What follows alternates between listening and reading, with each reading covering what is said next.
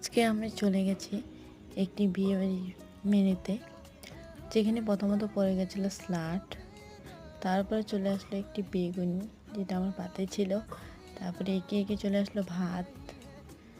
তারপর ছিল আমাদের সোনামুগের ডাল, যেটা দিয়ে কিছুক্ষণ খেতে না খেতেই নেক্সট পাতে পড়ে গেল আমাদের পটল চিংড়ি, একটা সবজি যেটা আমাদের সবারই ভীষণ পছন্দ।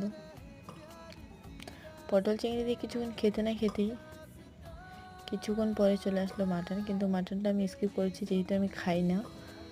তারপর চলে আসলো একটি ফ্রেশ কাতলা মাছের পিস, যেটা ভীষণ ভালো ছিল। তারপর একে একে চলে আসলো মিষ্টি, চাটনি এবং মিষ্টি দই এসেছিলো, যেটা আমি স্কিপ করে নিয়েছি খাই না জন্য।